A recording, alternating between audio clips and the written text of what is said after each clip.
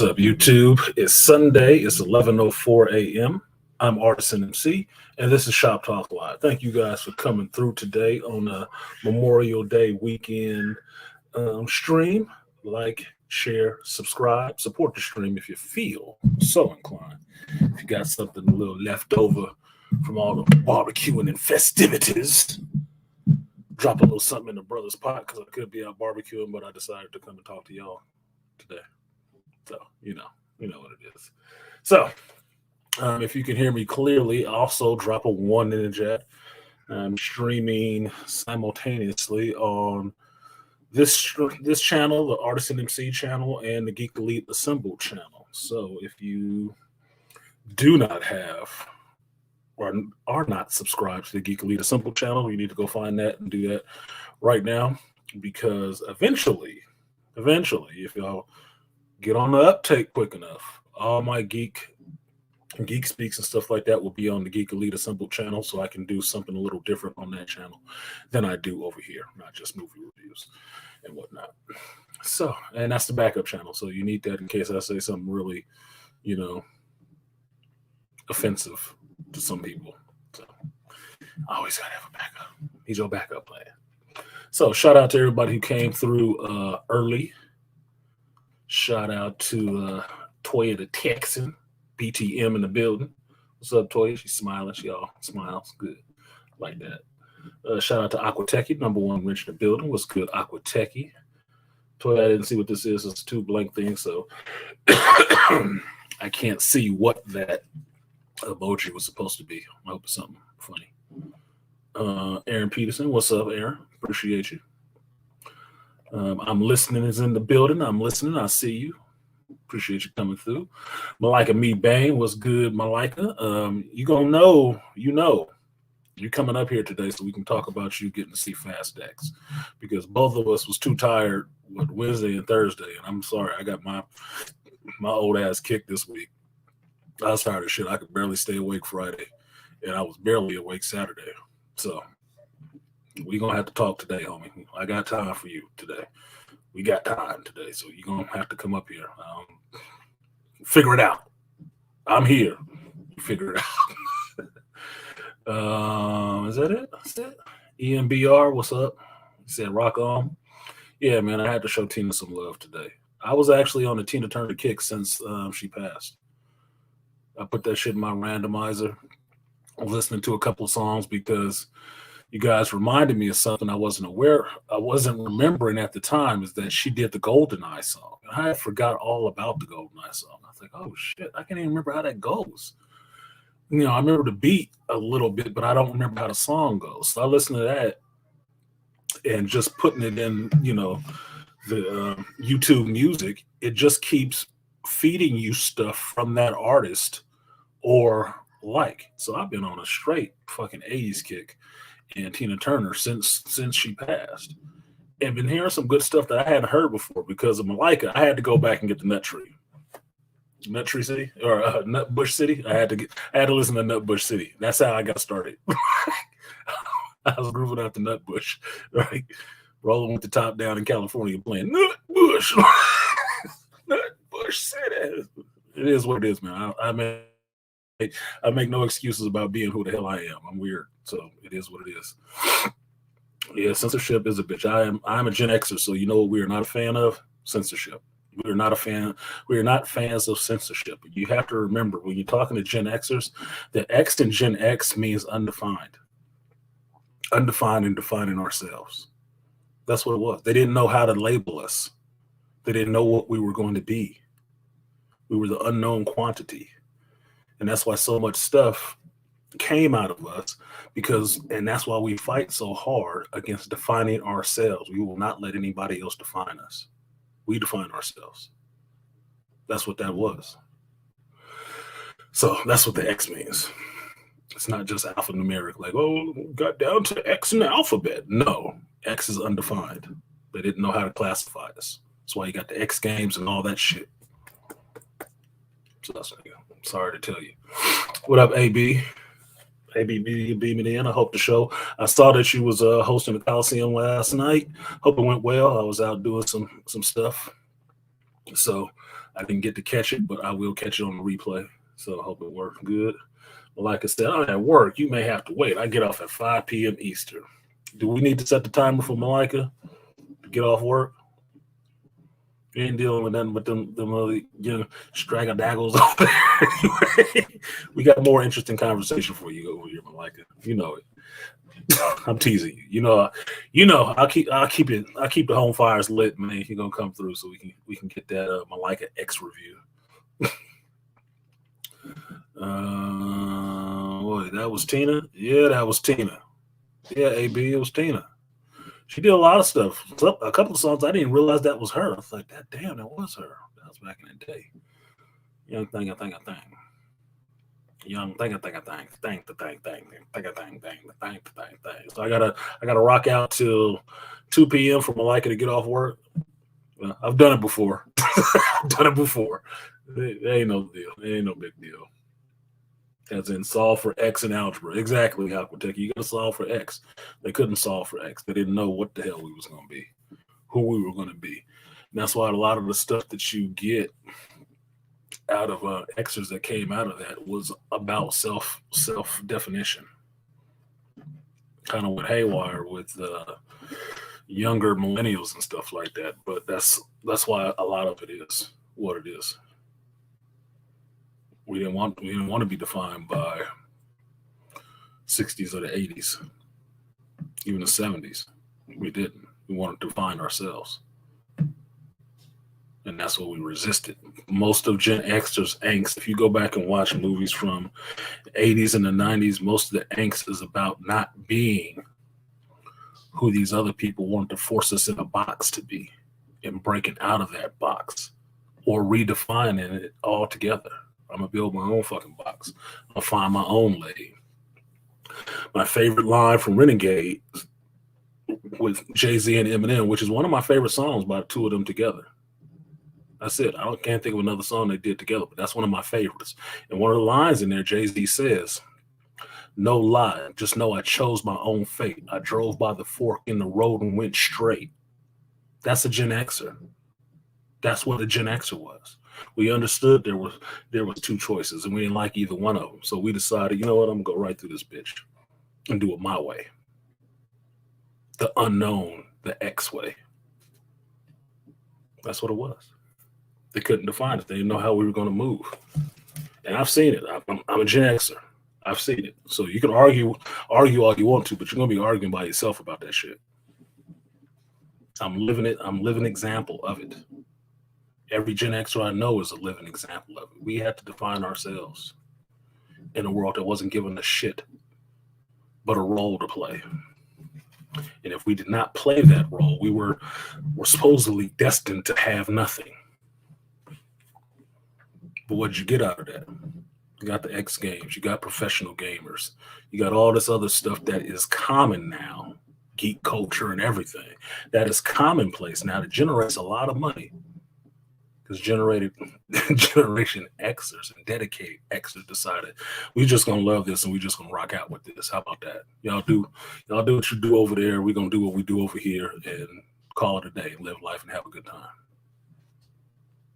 Now what? Now where everybody at? Huddling around the X fire, warming their hands, saying, "No, it would be better if it was a little bit more inclusive." Huh? You can get that dumb shit out of here. It is inclusive. Fuckface. Let your goofy ass show up. Now we the cool kids. Imagine that. What up, Malika? Artist said one great thing about Gen X kids was Columbia Records and Tape. Yeah, Columbia Records and Tape Club. Boy, that's how I built my music and video catalog back in the day. That was our streaming service. It was Columbia Tape Records and Tape Club. I got hella music from them. Get your monthly selection, hella tapes, hella videos. My mother, excuse me, my mother did Columbia, right? That's how we got a lot of movies.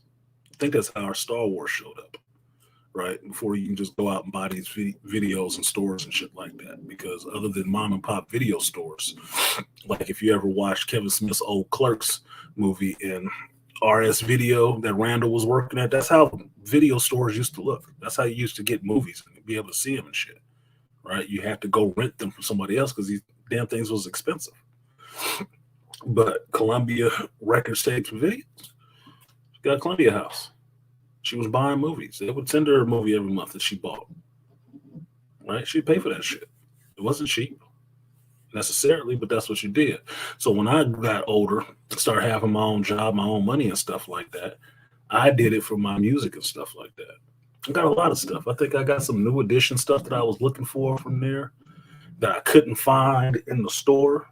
Some older stuff. I know I got a bunch of my 80s stuff from there. My 80s CDs and stuff like that. That's where I got a lot of those from.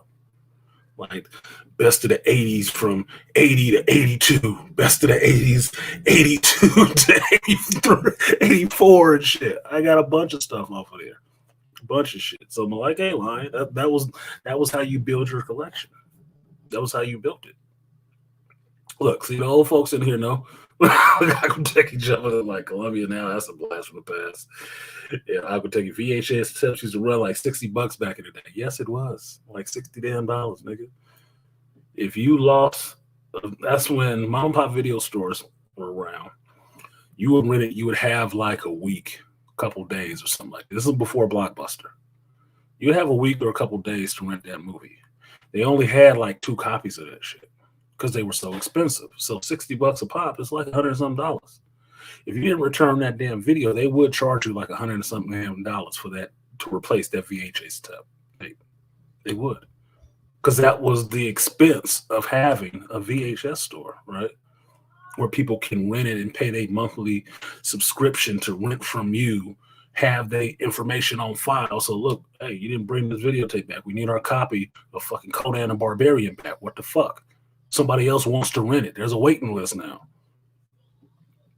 Bring it back. Not bring it back. We billing you. Billing your credit card. $120, nigga. Thank you. So they can replace it. And then the people waiting in line wanting to see, like, damn, did it come back yet? He ain't brought it back yet. Like, man, what the fuck is this dude? Look, if you tell me where his house is, I'll go get it. I want to watch Conan, man. What the fuck? Can't nobody be watching it for a week and a half. Bring it back. God damn. Like a library book. So yeah, that was the days, Malika. That was the days. If I had to look at my store shit, I bet you I could find an old catalog. But doing the Columbia House thing is what got me into ordering anime from the Right Stuff catalog. That's how you used to do it back in the day. Sears catalog, JCPenney's catalogs, layaway programs, Columbia House, Right Stuff catalog for all your anime and stuff like that. That's how I was ordering anime before it was Suncoast Videos, and you could just roll into the store like, damn, they got everything in here already. I don't have to wait. I don't have to have a checking account to write a fucking check or beg moms to write a check for it, which she wasn't going to do. No. My mother ain't bought none of my geek shit. She did not support that shit at all. At all, nigga. She didn't support that shit at all. All that geek shit I got, I fucking paid for. And that's what I've told you guys. If you want to know where geeks' money is, where their money lies, it lies in all the shit that they bought. All of it. Like Artie Idmore. If you asked Artie Idmore how much money in statues he had, you'd fucking be weak in the knees. You'd be weak in the knees. Just on how much he spent on statues. Now, if you got to understanding that statues hold value a little bit better than some things, and some of them are old or one-time limited runs and you can't get them anymore, and then the values, you understand that the value is going up on these things. He has a lot of money invested in that shit. A lot. That's where all his money is. That's where geeks put all their money in, shit like that. No, it ain't in the cars, it ain't in the clothes, it ain't in the jewelry and shit like that. That's all well and good for people who are into that kind of shit. Geeks ain't usually into that kind of shit. But they got their money in books, statues, fucking lightsabers, swords and shit like that. Things that actually cost a lot of money to get initially. Like, I'm a weird geek. Where does my money go? Comics, music, statues, video games, tools, guns, swords, knives, buy a lot of weird shit. And I just say it's weird to most people because most people ain't interested in that, but they don't understand what it means to me to be a fan of Wesley Snipes and the comic book character Blade, to know I can look over on this wall and there's a replica of the Blade source hanging on my wall. The Blade of the Daywalker hanging on my fucking wall. They don't understand how good that feels to me. They don't. They never will. Right?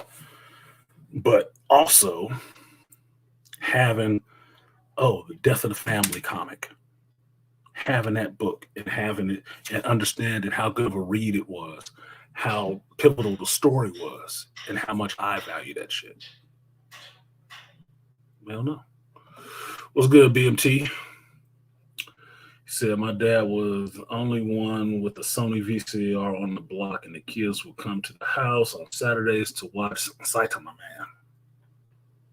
My foster mother was the first person I saw with a VCR, and her shit was a big fucking box. I mean, it was big with levers, and I figured out how to work that shit. That was the first time I saw it because she had money. She had money. For all you who don't know, I do have a foster mother. I do. Caucasian lady. Which probably explains a lot of my proclivity with not being afraid of Caucasian women. I just do. And yeah, it was beta or VHS. Yeah, I've seen both. Aquateki, I've seen both. At the time, I think hers was a beta, because beta was that first format. And VHS came out bigger. It was a little better, a little cheaper to produce. So VHS won that damn format war. They won that one.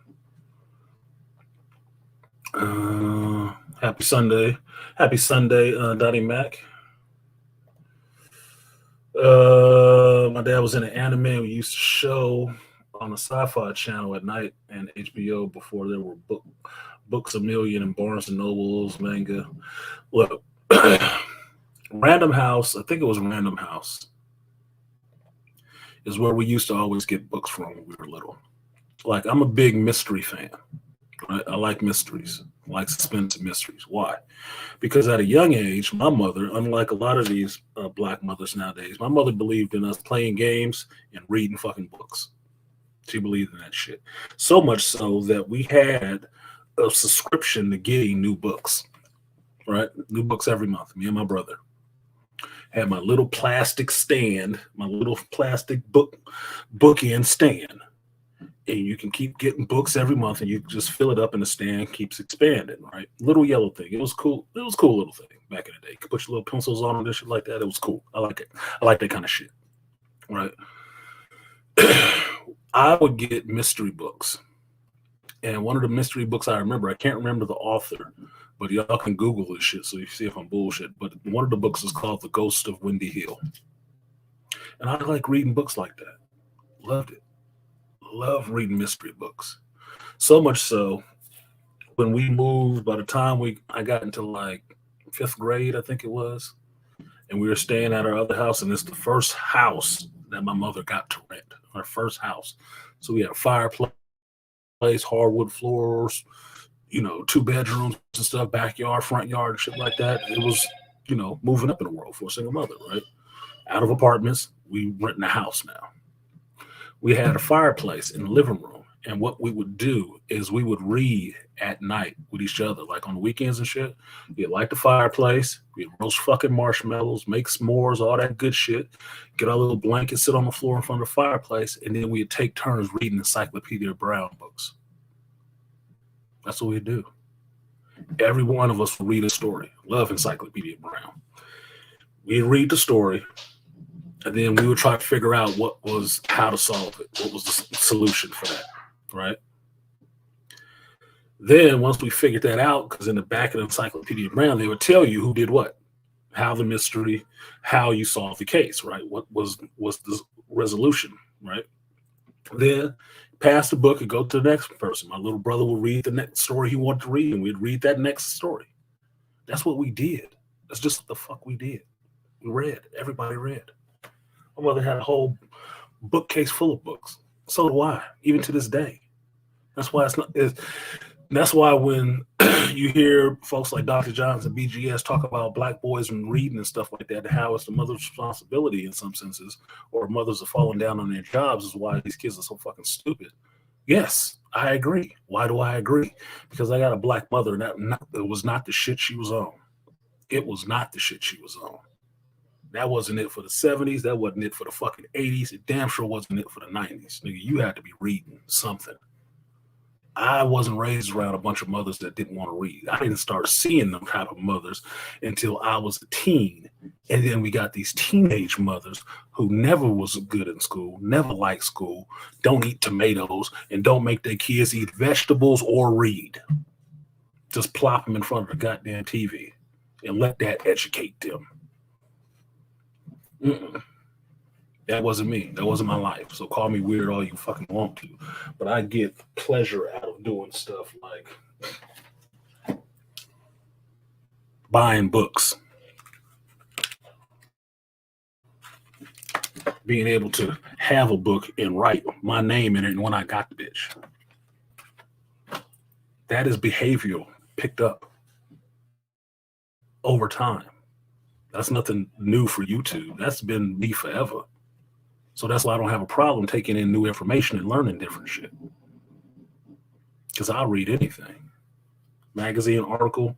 Woke up this morning, what was I listening to? I was listening to an interview in, what is it, Pashtun, Punjabi, whatever it is, about Ram Charan in the new movie he's doing, and that the fans are all upset because he is not putting the character in the movie that's actually living. He's not putting that character in the movie, and they're kind of upset. So what was I doing? Reading an article on just a dude I knew from RRR.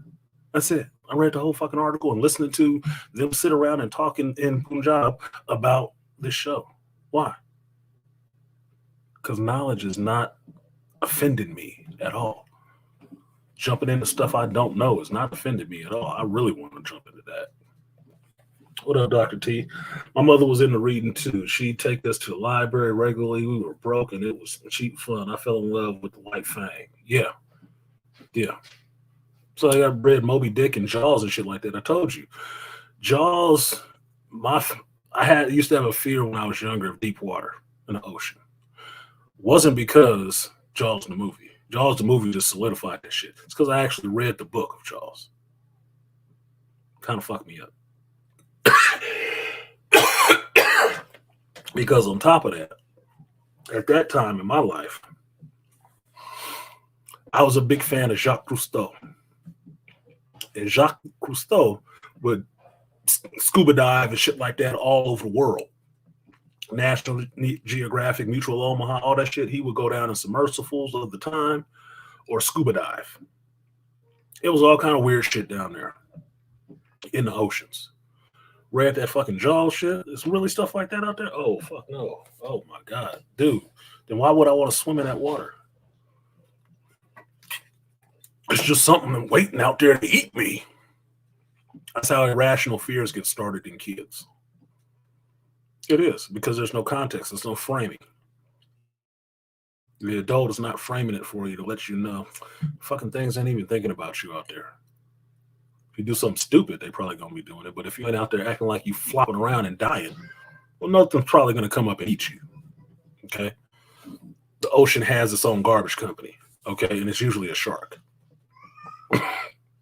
Yeah, Treasure Island, 20,000 Leagues Under the Sea, Dr. Jekyll and Mr. Hyde, fucking Alice in Wonderland, The Three Musketeers. Come on, man. Man or Iron Mask? Come on, man. A lot of this stuff was there for the reading. That's why I don't have a fixation against books. I don't. Two of my favorite authors right off the bat. Octavia Butler and James Patterson. Octavia Butler and James Patterson. One of my favorite literary characters, Alex Cross. Like Alex Cross books. I do. Why? It's mysteries. He's solving shit. It's actual crimes and stuff. Good character. Tom Clancy. I haven't read a lot of Tom Clancy. I haven't read a lot of Tom Clancy, and I haven't read a lot of Stephen King. But Stephen King came later, and I saw more Stephen King movies because the transition changed. I saw more Stephen King movies than I read Stephen King books. Just how it worked out.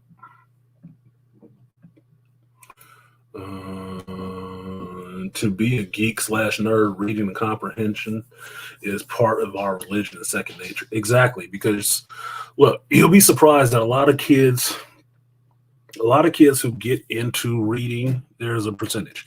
A lot of kids that get into reading comic books do have reading disorders, right? Dyslexic or something like that. And the pictures kind of help. But what I also found out from growing to understand this, the reason why a lot of boys get into reading comics more than girls is because boys' reading is tied to their interest. If they're not fucking interested in it, they'll probably not pick up reading really early. They won't. But if it's more action, more stuff going on, how boys are designed, they'll get into reading it. And young boys, especially reading comics, is actually better because it's more colorful, it's more stuff happening, and it ignites their imagination and gets them into reading more, right?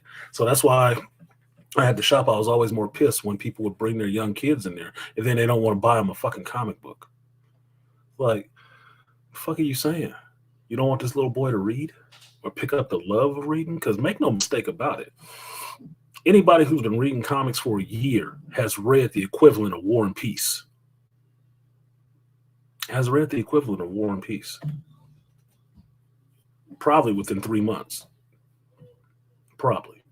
Because I don't know a regular comic book buyer who's buying comics every month who cannot come with a stack of books like this in 1 week and plow through all them bitches. Set aside a day, reading their comics, put that shit aside, and they back at the shop the next week to buy some more books.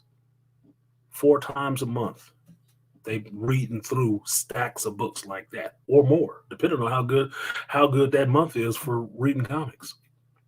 How many titles they pick it up. We read a lot. That's why me transitioning to reading novels and stuff like that was not anything. What is it? 300 pages? The fuck is that? Like the afternoon? Get the fuck out of here. That ain't even a read, nigga. This is a warm up, nigga. It's lightweight. My brain stay active. It needs something meaty and dense to chew on. This is a light read. Like, Anyway. Nothing. That's why I got through so many Star Wars books. I was going through a Star Wars book every 3 days. And that was just being able to have 3 hours a day reading. An hour going to work, maybe a half hour at lunch, an hour coming home. Killing them. Devouring them. Because the more you read, the quicker you read. Because reading is repetitive. It's just seeing words. And comprehending what you're reading if you actually think about it. So for me, it's fun. It can be fun. It's a good way to block out everything else and tell people to fuck the hell off. Because I can tell you this, I haven't had a chance to get back to Cyrano de Bergerac, but where I stopped at Cyrano de Bergerac is still playing in my mind. Cyrano is an asshole, and it's fun. He is fun. He is fucking fun. And he is an asshole. God damn, dude. He's just doing shit just for the fuck of it. Loving that. Loving that part of that character, boy. Loving that part of the character. So like, share, subscribe, support the stream if you feel so inclined. Like I said, by age 6, I could read Webster's Dictionary encyclopedias effortlessly thanks to my grandmother. Malika, yeah, that's what I did. The one thing my mother never did was buy us a big set of encyclopedias because that's what I wanted. Because, back in the day, you were about 8 or 10, Encyclopedia Britannica was what you wanted, nigga. If you wanted to expand a child's mind, you pay for getting that Encyclopedia Britannica, that whole set. You get them a National Geographic subscription, which was kind of expensive because it was just a magazine. I remember, what was it, Highlights magazine? That was when we were kids. We used to get that shit and read it every month. Popular Mechanics or some shit like that. Any of that stuff, book of the month club, whatever. That's what you got. So with schools, I don't know if they still do this shit or not. Every so often, you would have them Scholastic reader books. They would send out a flyer that you get from school for Scholastic reading books, and you get to go through there and pick out, damn, which books do I want? Well, I'd mark up like 10 of them bitches, but I know I'm probably only gonna get 3. First choice, second, third choice, third choice. Okay.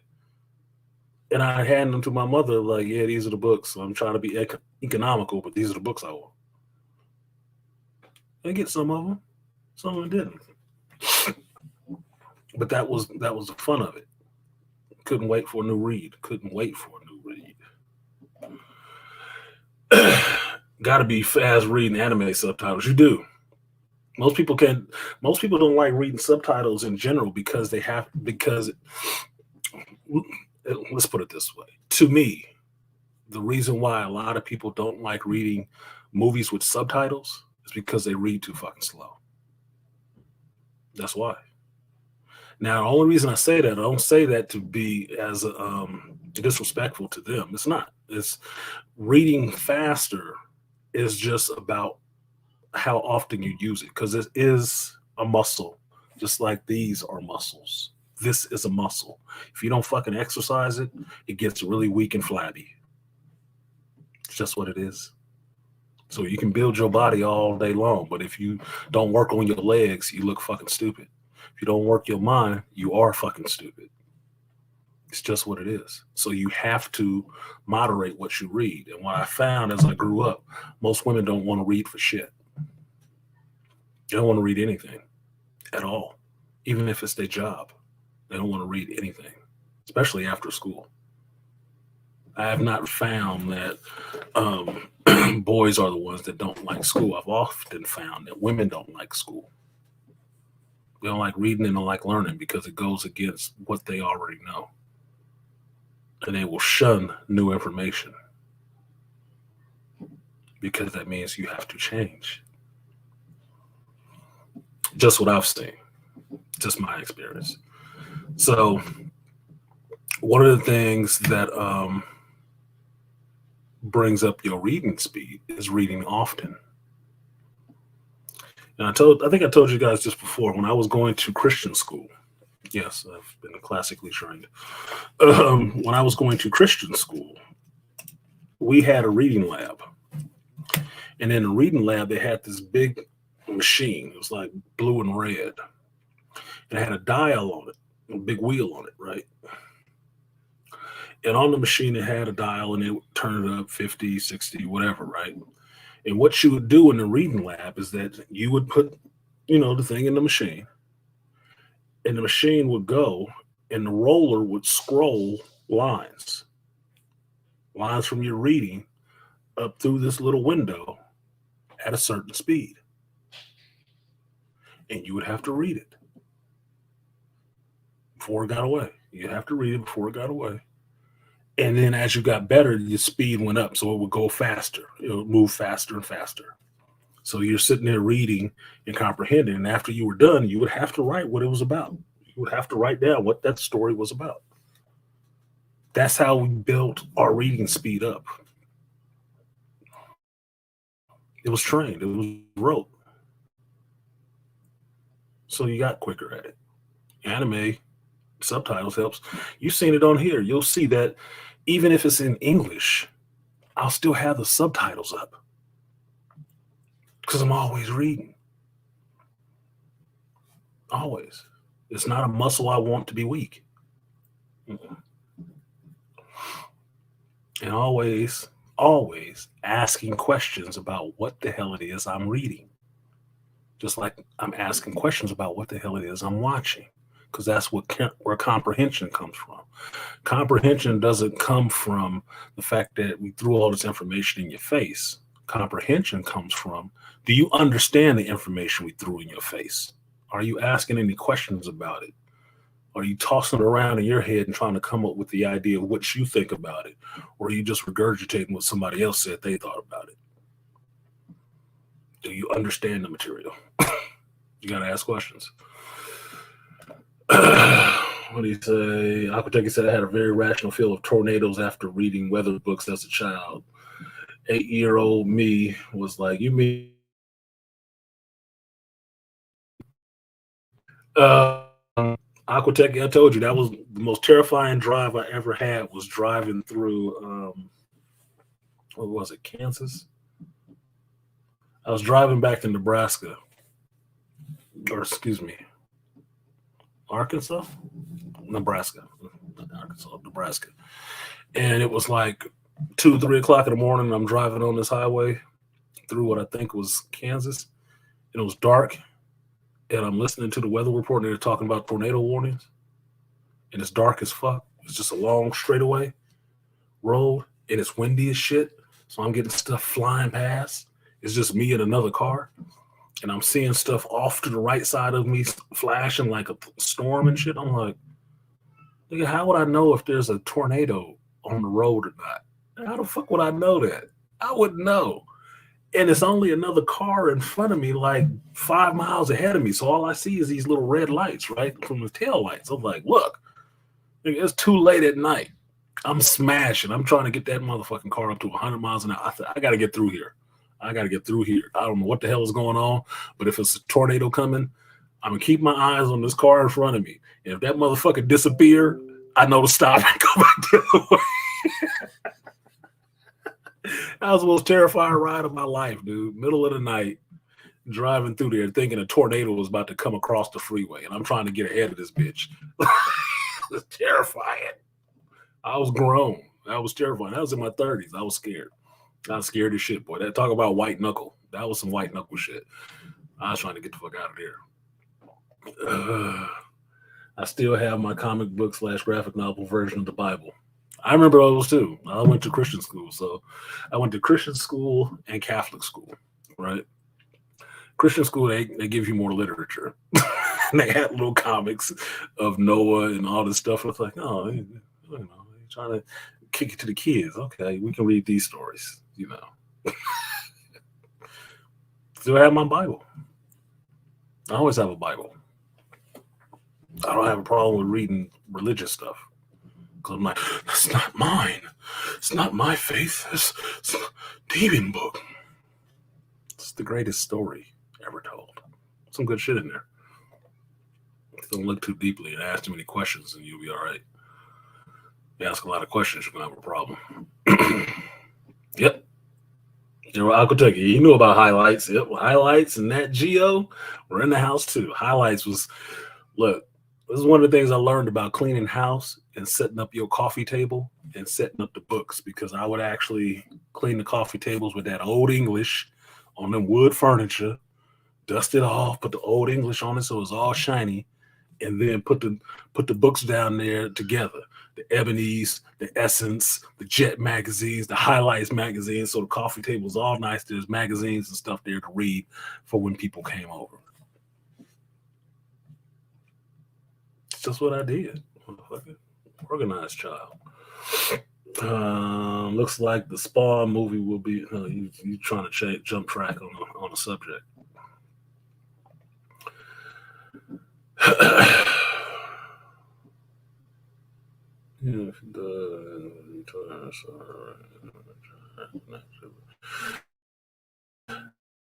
I don't know anything about what's going on with Jay and his medical situation, because I heard some shit. I don't know what was going on with that. So you jumping into some waters I'm not even talking about at the moment. So maybe I'll start it and come back to it. Still have encyclopedias in your garage? That's worth some money. I like old books. I love old books with hard bound older books. I love the smell of old paper. Weird cat. Oh, weird cat, nigga. I hated when we couldn't afford those book orders you mentioned. I'd sit in class watching the other kids get those book orders. Dr. T, that was me too. I mean, my mother didn't do that shit all the time, because think of it this way. This is in the 80s. She's a single mother with 2 kids, 3 years apart. You don't have money for all of that shit. You don't. So I understand very clearly of being the broke kid in class. You don't get to have all the shit everybody else does.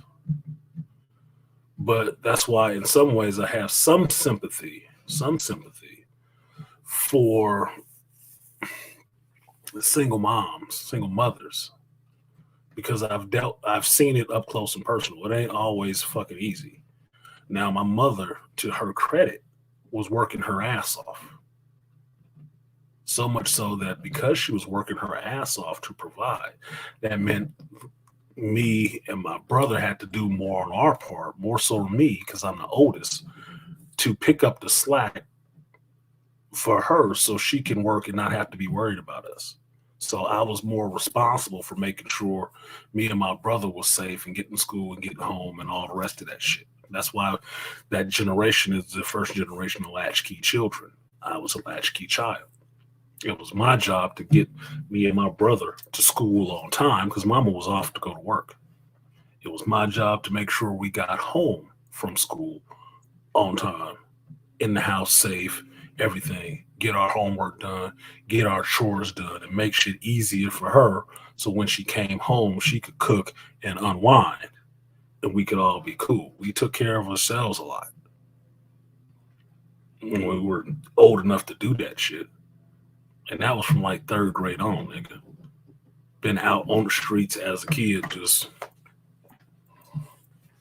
bopping along with my backpack, getting to where we needed to be on time. That's what it was. So I get it, Dr. T. Look, I didn't get that shit all the time. I didn't.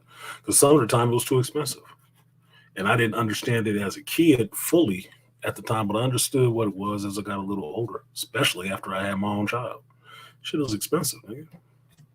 Time for all the wishes and wants. Look, you got lights on, you got clothes on your back, you eating, you take your ass in your room and read some of the other books you got.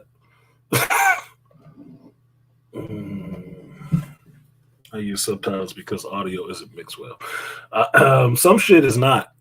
But if you watch anime, subtitles are more interesting because they don't match up. A lot of times they don't match up. You can learn another language listening to shit in like another language and reading the American subtitles if it's accurate. Like I will just to test sometimes in anime. I'll listen to the dub, the English dub, but I'll also put the English subtitles up there too. Why? See if it matches up. A lot of times it don't. A lot of times it doesn't. Doesn't match up. Why doesn't it match up? Different people, different words, they translate in the Japanese differently. How the American voice actor wants to say the line is kind of different than what was actually said in the Japanese. Like Naruto, Shippuden, which I love. Hearing Kakashi's voice in English, I don't really like. Why? Because I'm used to hearing Kakashi's voice in Japanese. In my memory, it's Japanese. Now I know what the hell he said because I read the English subtitles. But in my head, his voice is Japanese. So when I hear the English dub, that ain't Kakashi's voice. That ain't Kakashi's voice. The Wizard of Oz didn't help matters either. Oh, English furniture polish and mopping glue on the floors. Memories, no shit. Old English, Windex, was it Pledge or some shit like that? What else? What do you use? Use on the walls. You use that damn vinegar and water and shit like that. What is it? Spick and span or some shit like that on the wall so you can clean the walls and shit like that. This is why when I go to jobs and I inspect people's houses and they have grease all over the stove and the walls and shit like that, and they got a bunch of kids, I know them kids ain't about shit. Because me and my brother had to clean shit like that. I don't give a fuck if you was frying fish every night, nigga. That stove area needs to be clean where no grease is on it. You should be able to touch it without slipping your hand off of it. That's disgusting to me. Not how I was raised, Tommy. Not how I was raised. That stove need to be clean. Inside and out. Get it done. Yeah, Murphy's. That's the other one. I could check him that Murphy's.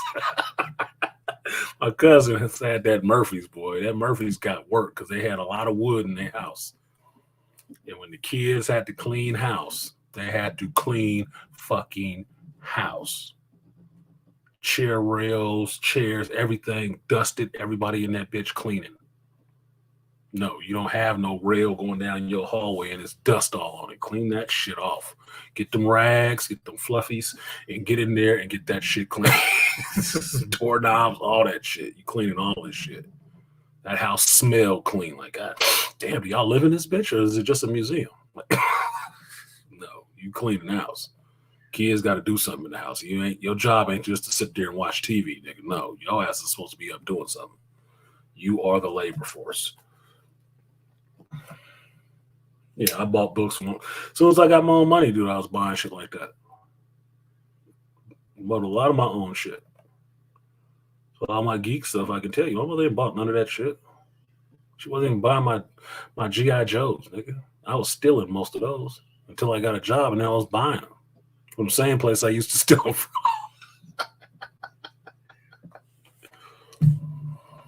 She don't support the shit I like that. She don't. Lots of subtitles don't match up with it. Yeah, especially in the same language. So thanks for the nostalgia trip. Malika took me down to Reading Rainbow. Shout out to LeVar Burton. He did write a good book. If y'all have never seen a good sci-fi book called Aftermath. If you never read it, check it out. Like, share, and subscribe. Support the stream if you feel so inclined. I don't think I got any. No, I did get one the other day from Mr. Malika.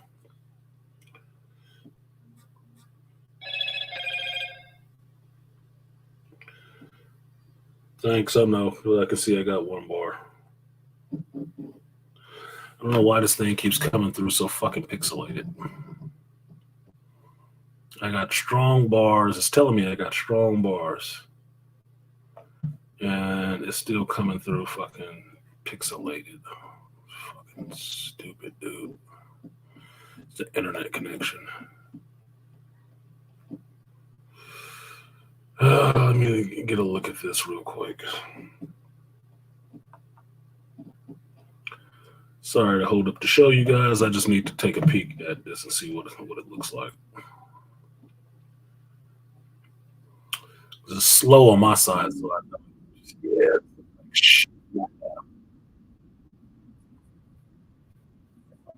This looks like shit and a half.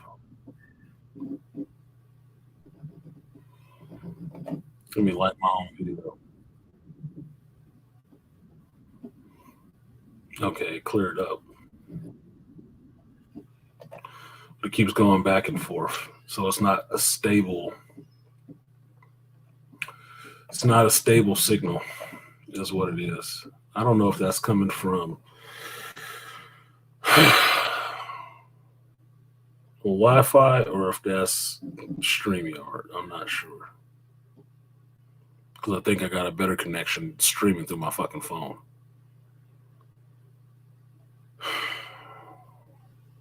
Anyway, y'all tell me, is it looking pixelated for you guys? Because y'all didn't say nothing before, and I went back and watched one of them videos, and it was pixelated as shit. And I'm showing pictures you can't even see. But chalk up to y'all the morning you watching.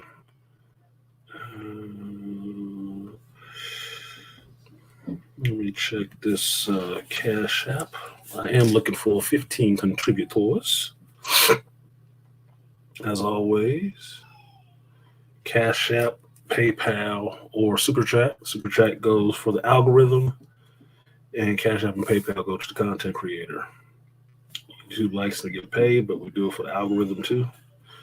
So the first one goes out to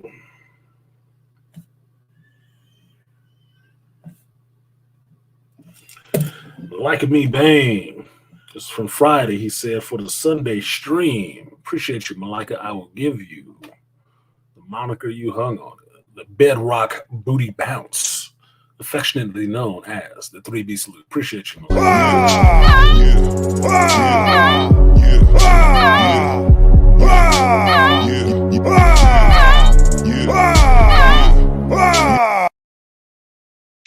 out to the Aquatechie for coming through with the coffee money. Appreciate you, Aquatechie. I will give you that 3B salute.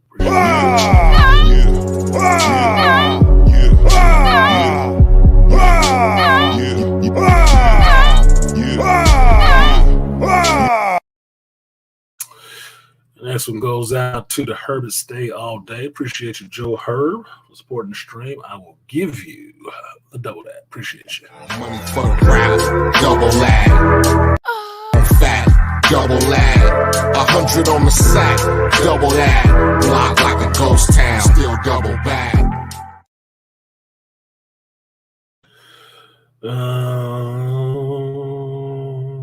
And also from last week, I missed somebody last week when I was getting out of there. It came in late. And I believe it was Nigel. Yes. Nigel from last week. He said, for the geek dudes. Appreciate you, Nigel. I'm sorry the stream was ended by the time I saw that one. I didn't forget you. So if you're one of the people that got pissed off and said, oh, I'm Southern because he didn't say something to me. My mistake. You got to do it earlier. Well, appreciate you, Nigel, over in the UK. I will give you the guts and butts. Appreciate you. Double up, 3 or 4 times. I ain't telling no lies. Run it up. Never let a hard time on the All right. Now, what's the next part of this nostalgia train rolling through here? So it looks clear on my phone. Okay. If it's looking clear, what's good, Mad Villainy? If it's looking clear to y'all, just let me know. If you see something like that, just, throw a comment in there and let me know, because I'm not watching the stream as I'm doing it. On my screen, what I see, it looks clear. But that's in StreamYards. It's not in YouTube. I'm not looking on the YouTube stream. Now, maybe if I, get that support and upgrade to like a whole Angry Man setup where I got multiple screens where I can check shit like that. Okay. Then I can tell you, I can look over and say, okay, this shit is not looking right on the YouTube side. But I don't stream through YouTube. I stream through StreamYard. So I have to watch the StreamYard stuff. So it looks clear to me. But if it ain't looking clear to y'all gotta tell me that shit, because y'all watching on YouTube. Toya feeling some kind of way. You all love your face for. Don't look pixelated right now. I know it goes back and forth. Because I see it when it comes up. Let's do a little show and tell.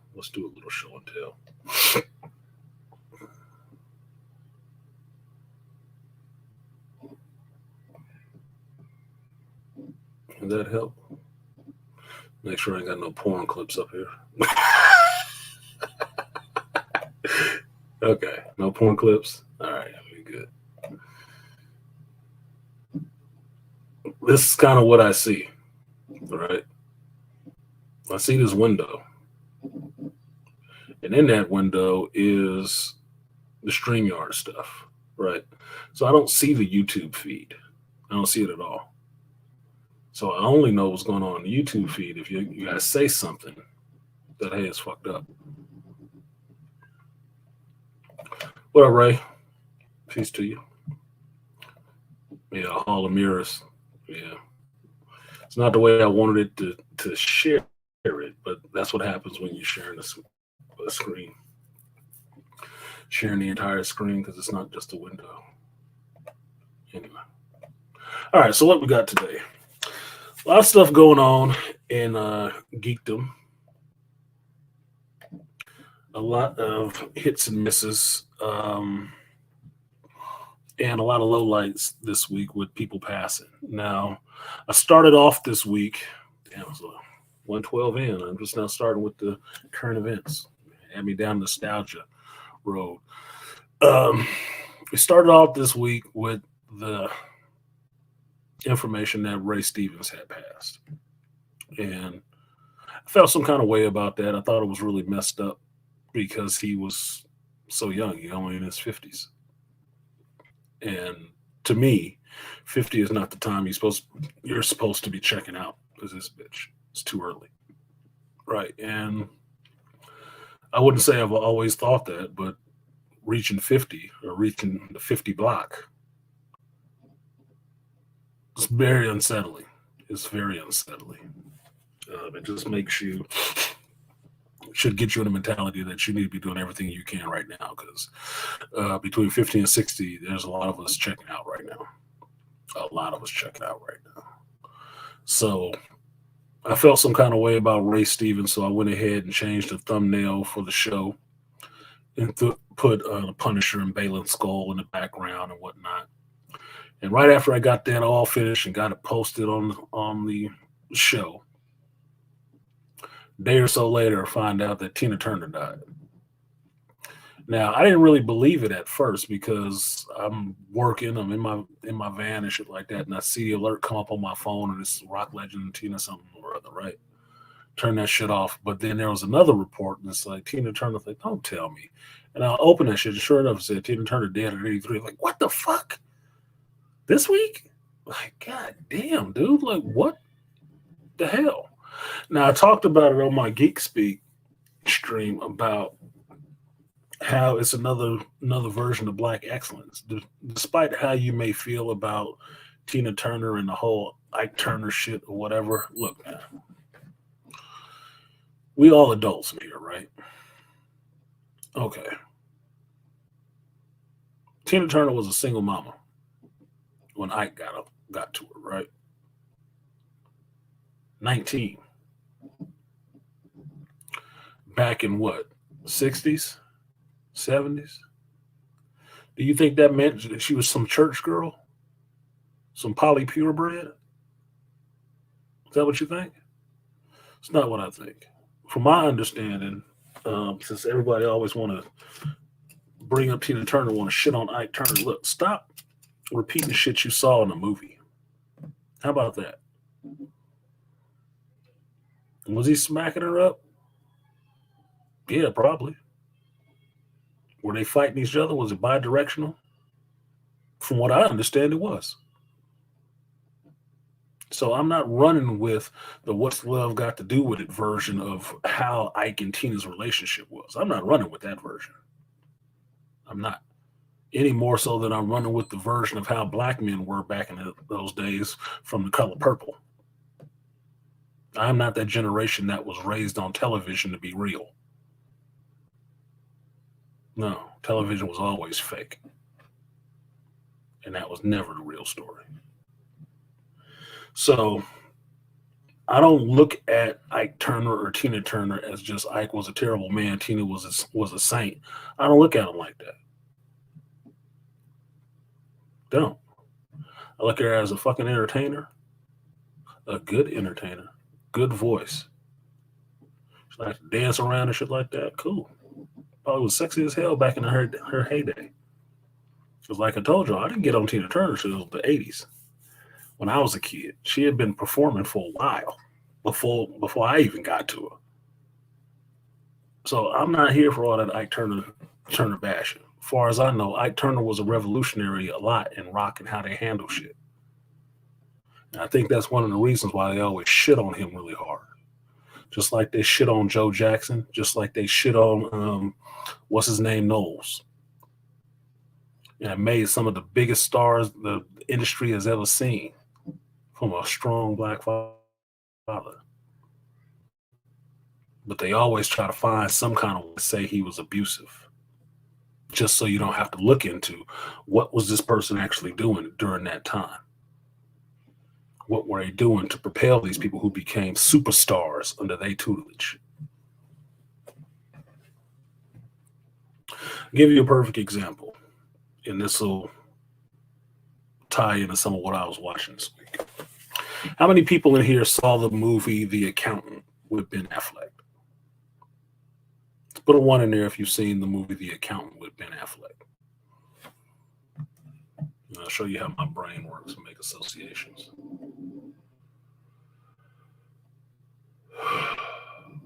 Jesus Christ. Spoil the movie, why don't you?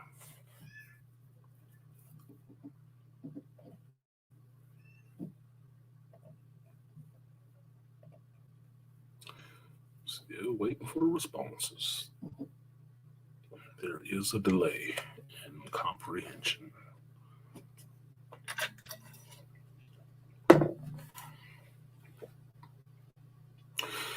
Herb, you haven't seen it yet? You should watch it. You should watch it. You'll probably like it. I can tell you this. You ever wanted to see Batman and the Punisher fight? You should watch this movie. One good flick. It is a good flick. So the accountant is, if you have Amazon Prime or you got a friend who you're nice with who has Amazon Prime and is a member, you can watch it for free on Amazon Prime right now. It's free to watch to Prime members. The Accountant is a movie about an accountant played by Ben Affleck, who plays the character Christian Wolf. And Christian Wolf is an accountant for, as the movie states, some of the scariest people in the world. Gambino crime families, drug cartels, war-ass cartels, arms dealers, all kind of shit. He is their accountant. He comes in and keeps their books and keeps them, laundering money or whatever the fuck they do cleanly without getting the government on their ass. What you find out about this character, Christian Wolf, is that Christian Wolf is kind of an odd duck. How is he an odd duck? He has a high functioning degree of autism. He's fucking autistic. So he's real by the book, stripped down, odd. He'll say stuff that sounds really insulting to people. He doesn't mean it in an insulting way. He just does not have that emotional sensitivity. Just doesn't have it because he has autism. Right? So how he does things is very matter of fact. But what he is really good at is numbers. He is like a mathematician at numbers, just automatically, which makes him perfectly suited to be in accounting. But what you also find out through this movie is that because he's worked for some of these very dangerous people in the world, this dude is prepared to fend off anybody they would send to him. And he is really proficient at kicking people's ass and killing them. Why is this? Because his father was in the military. And while the father and the mother went to somebody to find out what was going on with his son back in those, I think it was 80s or whatever, and they wanted to deprive his senses and put him in a safe space environment and shit like that, his father was like, no, we're not doing that. Because he needs to be able to thrive in the world. And the world is where he's going to live. And the world is not no sensory safe environment. So he needs to be exposed to the things that he dislikes. So he learns how to deal with it so he can function in the world. And to a greater degree, because his father did not want his son to be a victim and for anybody to victimize him because of his difference, he made sure his son trained to fight and defend himself. Now, Mama ran out on him because Mama didn't like it. Mama had a weird seed. She didn't want no parts of that shit. It wasn't no son she could hold up and praise, so she was out. So for a time, it was only the father and his two sons, and the father raising his two sons. Now, this made him into the person that he is and how he can function. Being weird, being an accountant, but also having a particular set of skills that people would not want to arouse in him. And one of the things you found from that movie is that whatever parent is there, it is that parent's job to make sure that the children are not raised victims. I can tell you guys, I never wanted my children to be victims. That's why I taught them different things that I learned, so they would not be victims of people. One of them might be just world awareness and paying attention to what's around you. Other one might be, this is how you got to deal with somebody if it comes down to a situation like this.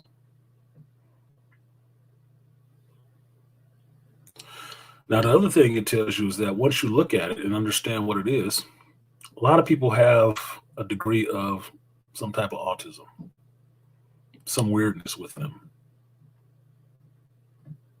And that was one of the things I picked up from the movie. Like some of the things that he actually does, I didn't even know was autism because I do that shit. Didn't even know that was a part of it. And I'm a psych major. I wasn't studying autism that closely. Now, I've watched that movie probably 5 times. I saw it when it came out in the theaters. I saw it in the theaters initially. And I gravitated to it immediately. Understood it immediately. So it's one of those movies that I always enjoy watching, and I get other people to watch. I just watched it last night. Just watched it again last night, exposing somebody else to it. Now, how this ties to what I was saying about Tina Turner was, why do you believe that a 19-year-old single mother in the 60s or so was an angel? And why do you believe Ike Turner was just the worst man in the world during the 60s, surviving in the music business as a black man? Why do you believe that Joe Jackson was just an asshole with a house full of fucking kids as a JW? But all of those kids became famous. 2 of them, iconically famous.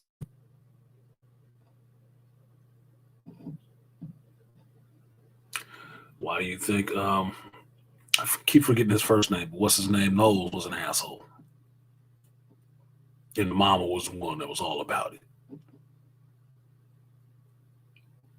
Okay, if the mama was all about it, why ain't all them daughters super famous like the one?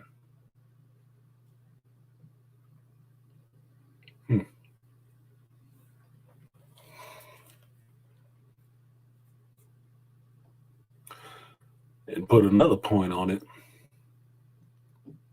If King Richard was an asshole as a J-Dub, why is his 2 daughters, Matthew knows, thank you, Mike, I always forget the dude's name. If King Richard was such an asshole, why is his 2 daughters icons in the field that didn't have a bunch of black folks in it beforehand? Tell me why. Why? What's good, Princessa? Or said, when I was in prison, my cellmate taught him how to be an accountant. His cellmate taught him how to be an accountant and to use his skills to help others in need. Yeah. Yeah, I know the movie. I'm just not telling everybody that shit because, like I told you before, a lot of times I'll tell you enough to pique your interest. If you're not interested enough to go watch the shit, then that's too bad for you. But I'm not going to tell you the whole goddamn movie. I tell you these things for you to actually do your legwork and go watch the shit to get your own impression on it, because I'm not going to tell you every goddamn thing. That's not how I am as a reviewer. That's not how I am as a person. I will tell you tidbits to try to pique your interest for you to take the next step and take some of your own initiative and either go watch it or say, oh, that sounds cool, but I'm not interested. It's on you. That's why I don't need a lot to decide for myself. You can tell me little shit. You don't have to give me a main plot. Just tell me some little stuff. I'll decide from there if I want to watch it or not. Because that's all I need. I'm not waiting on your permission or you telling me the whole fucking story just to see if it matches up to what you said. No.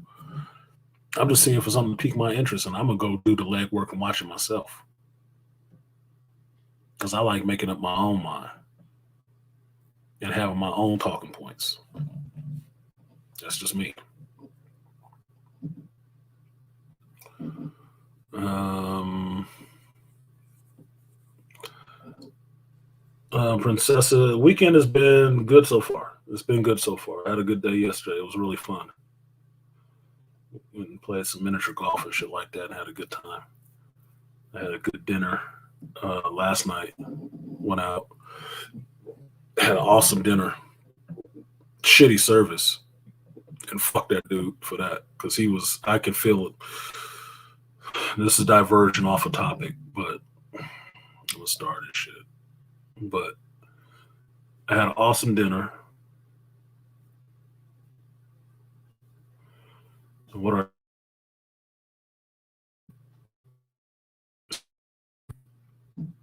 with sesame and a wasabi sauce, bok choy, and spaghetti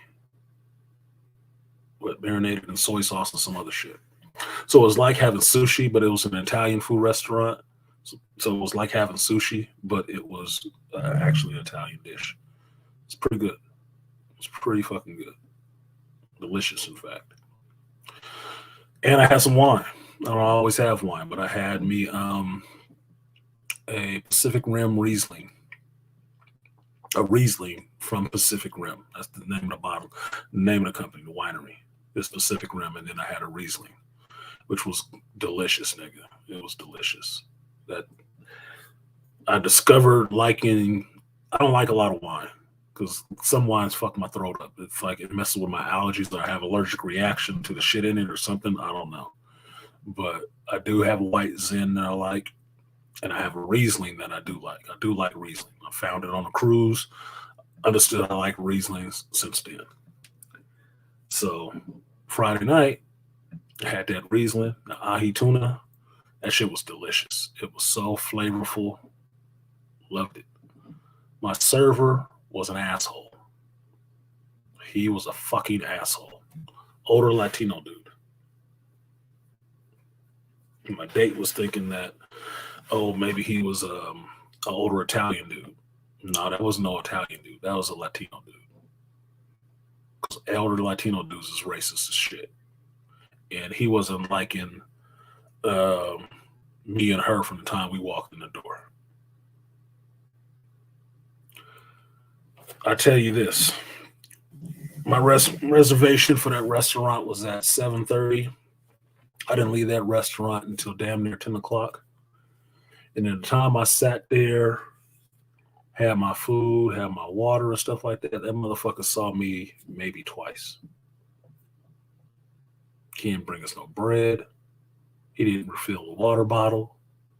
He didn't ask me if I wanted another glass of wine. He didn't come back and ask how was the food. He didn't do shit. He had attitude the whole fucking time. And I did nothing disrespectful at all. Neither one of us did. And I felt it off of him. Like you can feel somebody's vibe. I felt it off of him when he came and took our orders. And when he left after taking our orders, because my date asked him a question about not wanting the fettuccine. She didn't want the fettuccine noodles. She wanted the thinner noodles. And the motherfucker gave a look, and I was watching his ass. He gave a look, oh, bitch. Like, nigga, is this not an Italian food restaurant? You only got one kind of noodle? Yeah, he was a whole fucking sphincter, dude. He was a whole perched sphincter. Okay? Asshole. He had an issue. And right after he left from taking the order, I told her, I was like, yeah, he having an issue with us. She said, is it? I was feeling that. I said, no, he's having an issue with us. That's for real. He got an issue. And that's his fucking problem. I don't give a shit. I'm having a good time. So I'm not thinking about his ass. And I was. I ignored his bullshit. He kept coming, trying to throw salt on my meal and my dinner. And I was not feeling that shit. I was having a good time, good company, good meal. I drank my wine. I drank my water. I ate my meal. It was delicious. She was loving her food. Conversation was flowing. Everything was lovely. His bitch ass was trying to fuck it up, and I was not letting him fuck up my night.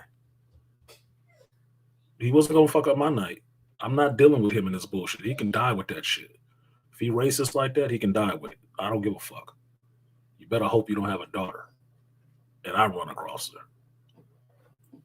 Nigga, I'll make her a single mama just to fuck with you. The camera's bugging out. I can see it up there. It's like little or no bar right now.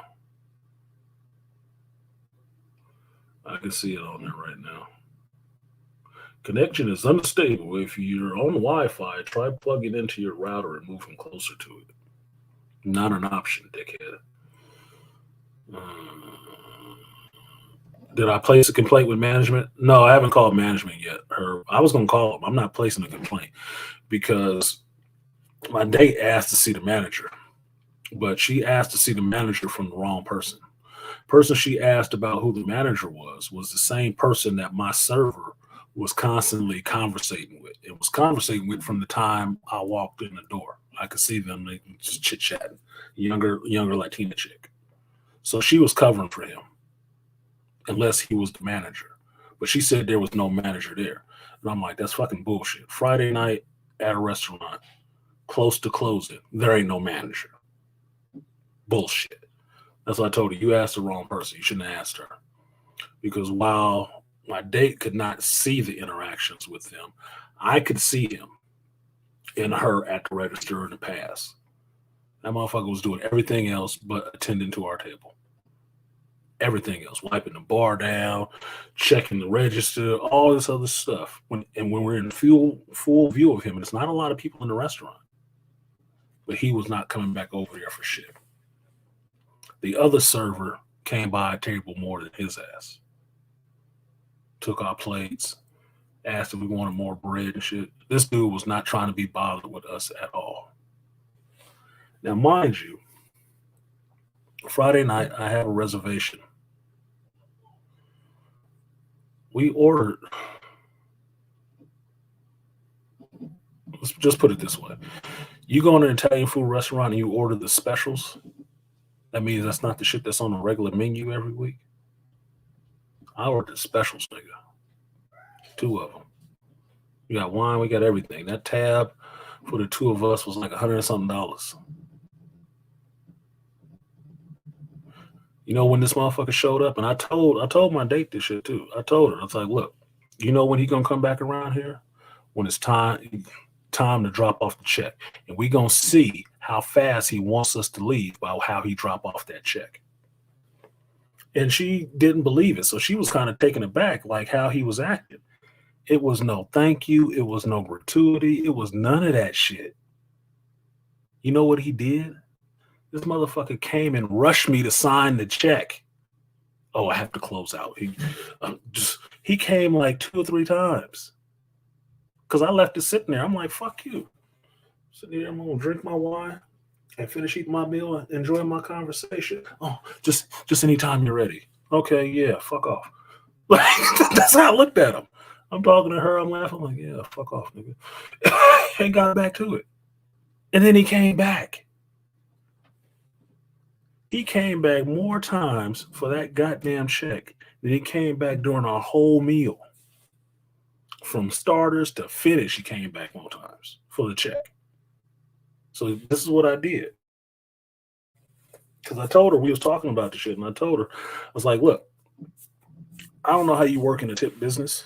You work in the service industry on a tip-based system, and you're going to be shitty to the people that you expected a tip from. That doesn't make any sense to me. But that's fine. I'm black. I understand how people want to be fucking with black folks and how people talk about black folks. Nah, they ain't good tippers. Maybe you gave them shitty service. Maybe that's what it was.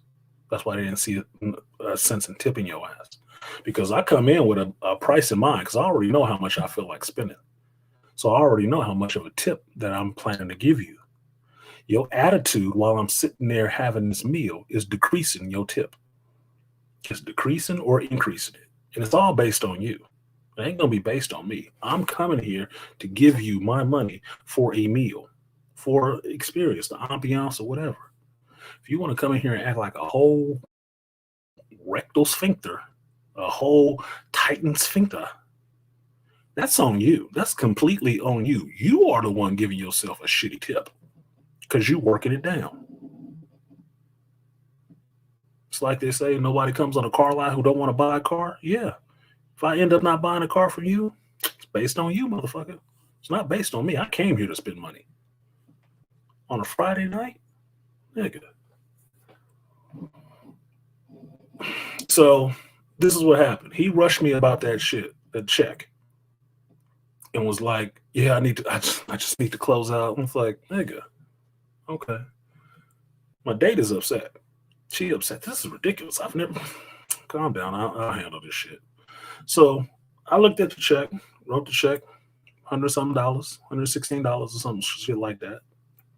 Italian food, right? Wrote that shit out, wrote the price in there. And in the tip line, I wrote this.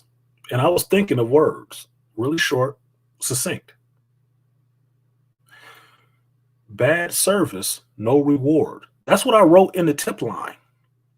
I didn't write him a tip. I didn't give him a tip. I did give him a tip, a verbal one. Bad service, no reward. And then at the bottom with an asterisk, I wrote on the receipt, now you can close out. Period. Exclamation point. And I wrote that on both receipts. Put that shit back in there and handed it off. Now, he didn't come back to get it. The other chick did. The chick that he was talking to did. So what do you think she got when we were leaving? Have a good evening. Fuck you. What you got your face screwed up for? Because you went back and tried to enter that shit in the machine and you saw the note I left on it. The note wasn't for you, bitch. But you can get it too. Fuck both of you. I'm calling the manager. I don't have to talk to you. Like I told my date, this is like Valdez has explained this very clearly before. You don't argue with the cop out on the side of the road. The asshole giving you a ticket for no reason at all, you don't argue with him. You don't argue with him. You just get the information you need, take your ticket, sign, and do whatever the fuck you need to. You show up in court and then you argue that shit with the judge. Then you talk about it with the judge. You don't argue with him out on the street. Because the motherfucker out on the street wants you to lose your cool so he can have a reason to put that nightstick and call his buddies over on you and kick your ass. No, fuck him. You know you got a complaint? You know you got a righteous complaint? Give me my ticket, man. Okay, we don't need to talk about shit. Just do what you need to do and let me have my ticket. You don't got to threaten him. You ain't got to say, I'll see you. You ain't got to say none of that shit. Your silence is golden. All you have to do is when that shit says your court date show up, you show up in court, and then you give it to him. Then you give it to him. Because he's going to have to show up on that bullshit, and he's going to have to justify it to somebody other than you out on the side of the road. To somebody who also knows the law. That's why they want to handle shit in the street. Because they get to be the final say. No. You go in front of the judge and talk about it. So with these motherfuckers in this restaurant where this bitch was talking about there ain't no manager on duty, get the fuck out of here. On a Friday night, there ain't no manager. Who taking your cash drops to the bank tonight? Who taking them? Who going through all the credit card receipts and stuff? Who's the one making sure everybody gets their tips tonight? Shut the fuck up. No manager. Fine. He ain't there tonight. He ain't there tonight. Cool. I'll call him tomorrow when they open. Or excuse me, before they open, when they sitting there prepping. And then I'll call him and give him what for and find out who the fuck that was. And what their actual problem was. Because I'm not making your racist attitude my issue. It's not my issue. That's your issue. Take it to your grave with you. Because I don't have that one.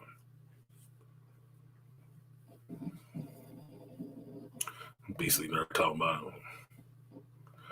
At this point, the server owes you money. Look, I don't pay for disrespect. I don't. And I don't see it as I pay for disrespect. I pay for the meal. The meal was delicious. The meal was delicious. I have no problems with the cooking staff and how they cook the food. None of that shit. I don't have no problem with the other server that came and brought me my bread and stuff like that and was actually checking on us.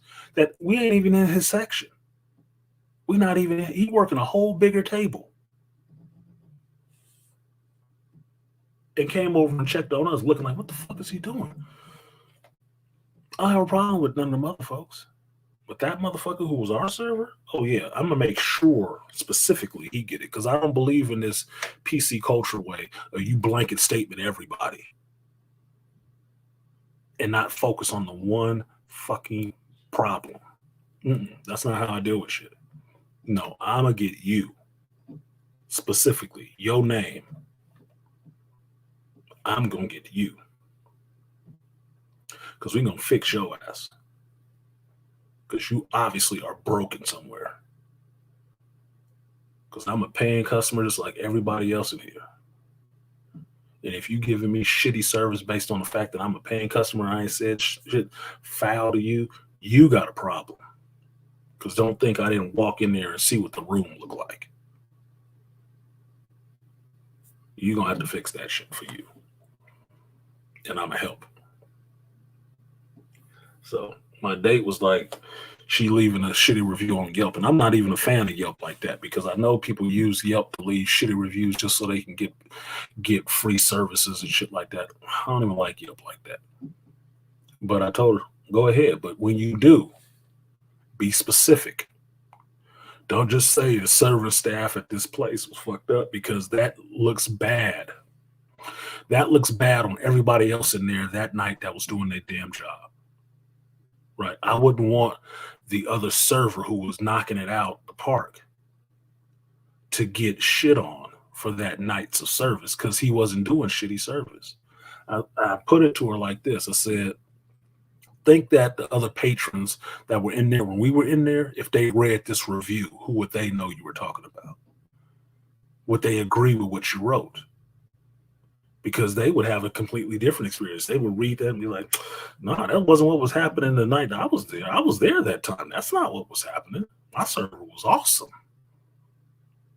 But if you're specific, oh, this middle-aged Latino man server, tall guy, if you're specific without using his name, they will read that and be able to say, oh, I know who they were talking about. Ponytail.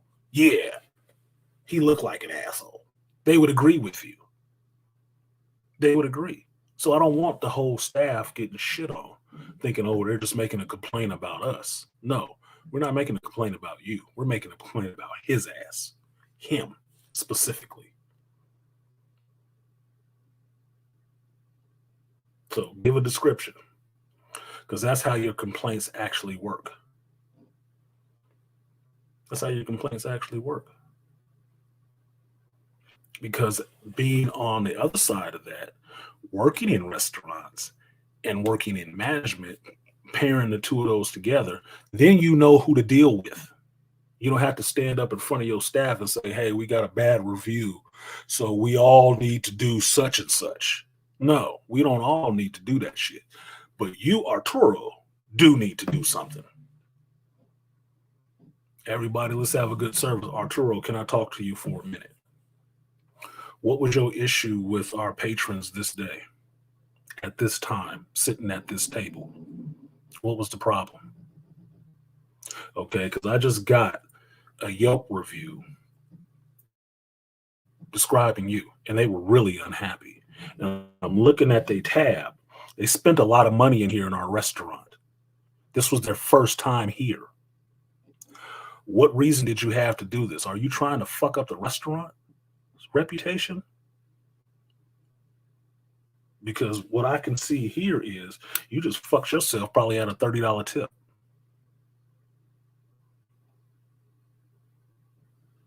So what was the problem? And I can see, pull up their tab and see they actually didn't give you a tip. They wrote something in there. So they felt strongly enough that they left you a personal message on the check, or excuse me, on the bill. You need to fix your attitude. You're going to catch a write-up for that. Now, I need you to treat everybody that comes through this door the same way you would treat your fucking mama. Because if you don't, we can't have you here. You're not going to besmirch the name of this restaurant just for your personal shit. You're going to have to work that out. Everybody that comes through this door deserves respect because they spending money with us. He could have went next door. And he had a reservation a week in advance. No, sir. That's not how we do things here.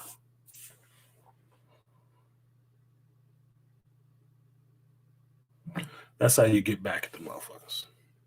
Not by acting a fool in a restaurant. Because they'll write you off as something else. Now, I'm sure they had a lot to say when I left there about not giving him a tip. But it's hard to dispute that shit when you put those credit receipts with all the rest of them and somebody has to go through that shit and they're going to look at it and read it like, God damn, what happened?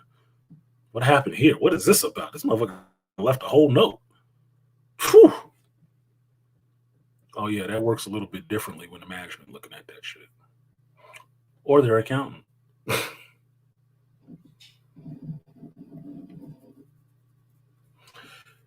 Look, and I don't know that Arturo is not his name. I don't think his name is Arturo. Arturo is what I called him for who he was. So that's me just throwing a name on him. Okay. So put quotes around this shit. His name ain't really Arturo. As far as I know. Maybe it is. I don't know. I got a sense. But yeah, he was fucked up. He was really fucked up. My date was kind of pissed off about that shit. I was like, let that shit go. Fuck him. We having a good time. We having a good. Fuck him. So I'm not giving that nigga no energy, other than go fuck yourself, and I'm out. The meal was delicious. The cooks did their job. The other server was cool. The wine was good. Everything else was awesome except for his ass. Except for him. He was the only thing that was amiss, and I was not letting it get no shine on my time. No shine on my. You're not gonna fuck up my meal on this, homie. Not at all. So, to Princessa's point, yeah, I'm having a good weekend because I can tell you this. I went and got some frozen yogurt last night. The chick at the frozen yogurt place was hella nice. Hella nice. You know what? She didn't have to do shit for me. I got my own cup. I put my own frozen yogurt in there. I loaded up my own mini M&Ms and gummy bears in my shit. And I put it on the scale myself. She was nice as shit. Only problem was I didn't read the scanner correctly or the credit card machine correctly. I didn't give her enough of a tip because I wanted to give her a better tip. Her service was good. And she didn't have to do shit for me because I usually tip decent to people who are polite and stuff. I do. Because when I come back there, I want them to keep giving me that same awesome service.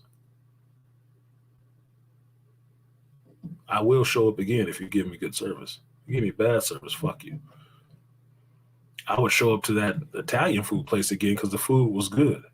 But I would show up in there to see if that motherfucker's attitude changed. And I would sit in his section again. Just so I could sit there and revel in that shit. Like, how we gonna act this time? You gonna be cool this time, Arturo, or what? Maybe the first time was a fluke. Maybe he was having a shit day. Okay. If I show up a week from now in that motherfucker, are you gonna be acting the same way? Or are you gonna change your goddamn attitude? Because twice ain't no mistake. It wasn't just an off day. You just an off motherfucker. And I do shit like that just to check. Y'all know I told you about my little racist cashier at the gas station I go get my coffee from in the morning. You better get over that shit or die with it. Too many people out here in the world. I'm too fucking nice to people. I shouldn't even say nice. I'm too respectful to people for you to be giving me shit like that. Fuck you. You got a problem. And I don't have a problem helping you unfuck yourself.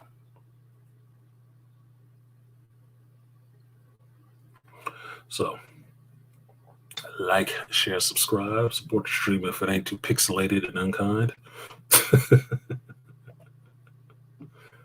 So yeah, weekend has been going good, Princessa. It has been going good. Ray said, "I'll start putting these shady businesses on damn live streams. No top boss of any company wants that." Exactly, Ray. No company wants that. None. Not in the social media era. That will kill your whole fucking business. Anybody who's on the business knows bad news spreads quicker than good news. You know why? How many people is in the chat room right now? If I would have told you the name of the business, that's 20 of y'all who know at one time. At one time, I've just told 20 people. On social media, in the internet era, that multiplies. I just told 20 people in one city. What if I went somewhere else and told some of my other friends? I told 5 of them. Yeah, this restaurant in this city, yeah, that motherfucker was fucked up. No company wants that. That will kill your whole business. That bad news like that will kill your whole business. Why do you think Disney doing so much to try to get fans back on board? Because they're losing a shitload of money on doing dumb shit just like that. Of motherfuckers supposed to be serving your fan base, doing shit just like that. KK. Shit just like that.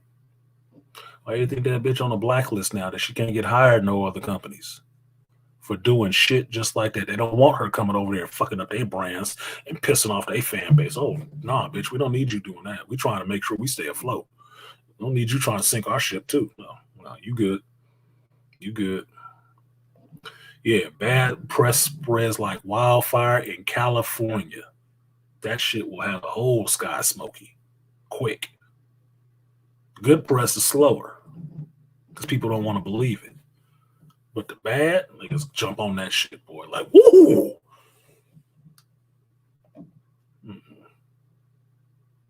Yeah, Disney feeling like a mofo these days. They are. Why? Because you got a bunch of people in there that don't believe in giving good service to the customers. You know, the people who pay the bills. They believe in shitting on them and talking to them crazy. I'm like, oh, fuck you. It's just a TV show. It's not changing the world. Oh, really? I'd beg to differ. Some company out there thought it was worth paying a damn near $1 billion for. So obviously it's changing something. When the guy who made it independently. In my book, Star Wars is the most successful independent venture franchise ever. Because that's how it was started. And by a certain time, it sold for $1 billion or something. When somebody thought he was just making some stupid ass movie out off in the desert or some shit, some young ass kid just trying to do shit himself independently, had some wild and crazy idea that that's not Hollywood, nigga. Exactly, it wasn't Hollywood. It made it into this. I think it has changed a lot of things. So you can keep shitting on the fan base all you want to. That's exactly why your ass don't need to be there with that fan base. You should probably move it on. Push it on down the road. Because obviously it's not your tribe. It's not your tribe. I don't know how you got to be chief, but this is obviously not your tribe. This is not what we do. And that is why they are failing. Like one-legged balance beam artist. That's why they failing. You ever seen somebody on the Olympic rings with one arm? Failing. So, like, share, subscribe, support the stream if you feel so inclined. Princessa got me off on another tangent. But that'll get me to this Disney stuff. RIP to Tina Turner and Ray Stevens. You all will be missed. as far as Ray Stevens and transitioning into this Disney geek stuff, um, I heard there was a little conversation about what to do about Ray Stevens' character in the upcoming Ahsoka show. That they want to recast the character or kill the character off. Now, I thought about this, that it would be an interesting situation because it might ring a little inconsistent to some people. But I would say his character that he's going to play in Ahsoka, to kill that character off and don't use it again. I would say that. Now, I know that's early to say that, being that nobody has seen the performance yet. But I'm thinking like this. This is my thinking. This Balin Skull character is a new character, pretty much, right? They've made up. Ray Stevens is the very first person to play that character. However awesome or shitty his performance might be, that character is inexplicably tied to him. So you might as well just kill the character off and let Ray Stevens have that as his last role. Let it stand as Ray Stevens' last role. Maybe 10 years from now, you can recast a character, but don't recast it right now. Because I'm thinking of it like this. If he did an awesome job as this character, I don't want to see anybody else doing it. I really don't. Now, if he did a shitty job at this character, I don't necessarily want to see anybody else doing it either. But I'd say that out of respect for Ray Stevens. Because him coming into the Star Wars universe, I was like, oh shit, yeah. Hell yeah. That motherfucker looked like a Sith forever. Right? I'm cool with that. He in the Marvel franchise as a Punisher. He's over here as, Balin Skull. Okay, cool. That'd be awesome. Cool. He looked like an old Sith. Because, I'm sorry, looking at him with a lightsaber and a cloak on, first thing I was thinking of, this motherfucker should have been Gavar Kai. This should have been Gavar Kai. That would have been my pick to be Gavar Kai from the Fate of the Jedi series, where he was part of the Lost Tribe of the Sith. So if y'all don't know who Vistara Kai is or Gavar Kai, do your fucking research, okay? Wikipedia is a thing. Use your Google fingers and figure it the fuck out. But that would have been a Gavar Kai for me. I would have loved to see him doing that scene I tell you guys about from the books, where Gavar Kai is on this desert planet with Luke and Ben Skywalker. And Gavar Kai is out there in the heat with all his thick Sith robes on, walking in this sand. It's like, oh shit, this is. And he used the Force to levitate himself so he doesn't sink into the sand and keep himself cool so he don't sweat wearing all these dark robes on a hot ass desert planet. And Ben Skywalker looking at him like, God damn, Dad, why are we doing that? He said, no, Sith like using the Force like that. And Gavar Kai telling him, I said, it's stupid to sit here and sweat in the sun. He would have been my pick. He would have been my pick for that character. He would have been my pick all day long for that character. That would have been awesome. But as Akuteki is pointing it out in here, they'll recast the character, but not T'Challa. This is why I say I want to make sure I clarify this for people why I'm being consistent on this. Balin Skull and T'Challa are two separate fucking characters. Balin Skull does not have the history the character of T'Challa has. Does it? The character is new. Like, not even new in like the last 5 years, like new in the last 2 years or so. It is a very new character. It has not been the build-up for that character to have an on-screen presence like T'Challa the Black Panther was. T'Challa the Black Panther is specific and iconic for black men specifically. And the first person to really want to take that up, aside from Wesley Snipes, was Chadwick Boseman. And Chadwick Boseman, regardless of if it was exactly the T'Challa from the comic or not, Chadwick Boseman did an awesome job as T'Challa. Awesome job as T'Challa. And in my book, it was important to have that character, T'Challa, out there. It was important for that. It was more important than the actor who played it, because the character is an icon and a symbol to black men, and has been even before Chadwick Boseman stepped into the fucking role of playing him in live action. The character was more important than the actor in that situation. Yes, T'Challa should go forward. And yes, they should have recast T'Challa, because it's important for that character to be out there, given his history, given the important to geekdom and black males in general. It should still be out there. Yes, I give my respect to Chadwick Boseman. He played the fuck out of that shit.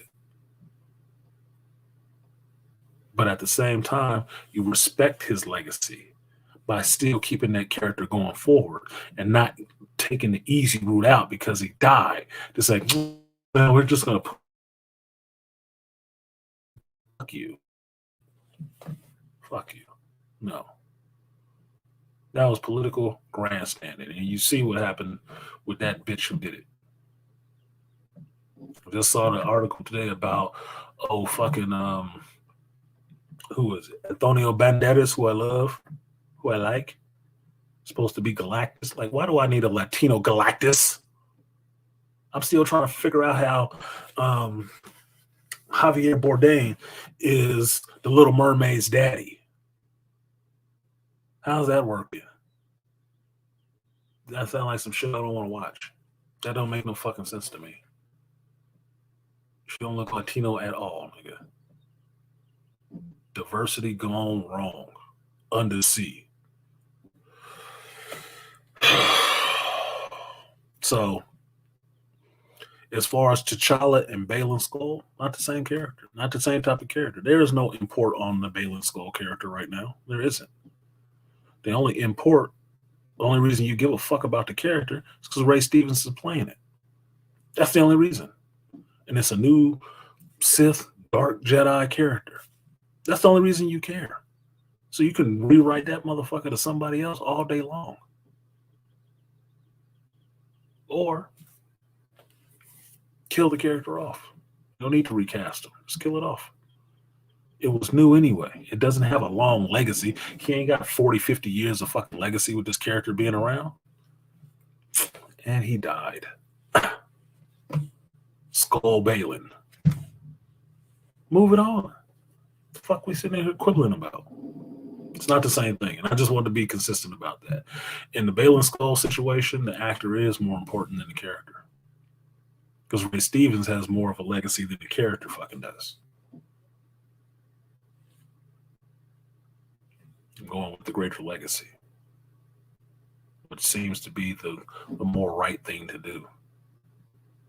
And for me, it would be kill that character off, write another one. I think you can. And put him into that same role if you want to. Because I don't know what Balin Skull was going to do. No. But if it's making a huge monkey wrench in anything you was going forward in season 2 of Ahsoka or whatever, well, you got time. There's a writer's strike going on right now, right? Well, fix it. So, like, share, subscribe, support the stream if you feel so inclined. If you think what I'm saying has some value, some merit, support the stream. And I should stop because I haven't got enough. What is it? 2 hours in and haven't hit anywhere close to a goal. We had 3 contributors. Yeah, I should turn this shit off. I should not still be doing the show.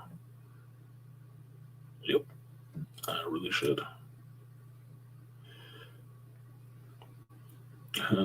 Shitty video or not, that should not be something I get in further habit of doing.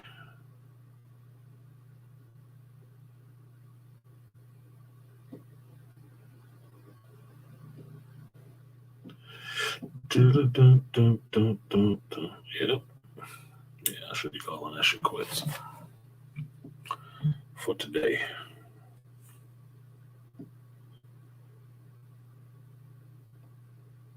Jesus Christ.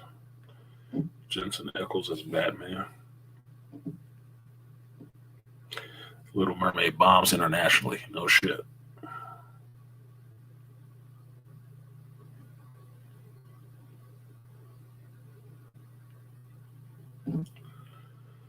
So everybody's concerned about right now. Everything happened with a chick.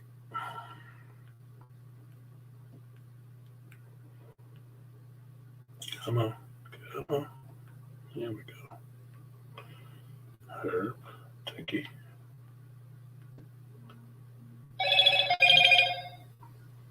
Oh, look. Beastly Nerd jumped in.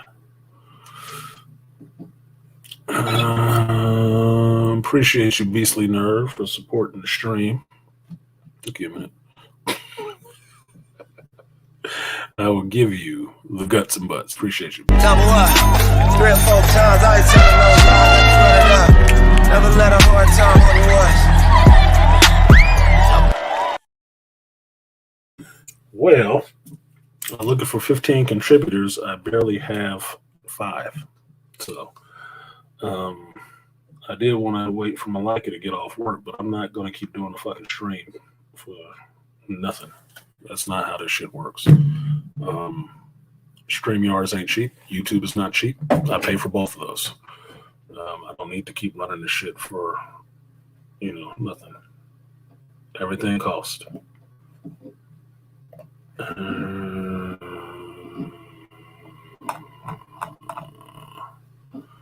I'm just deciding if I want to pull the trigger on that shit or not. And 211. Might as well make it a crime.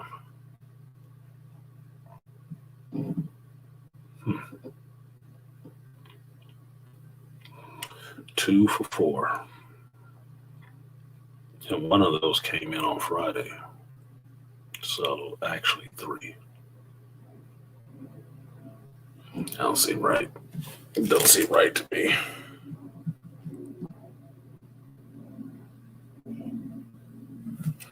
But I'm not going big. So I think with that, I did have some other stuff to talk about.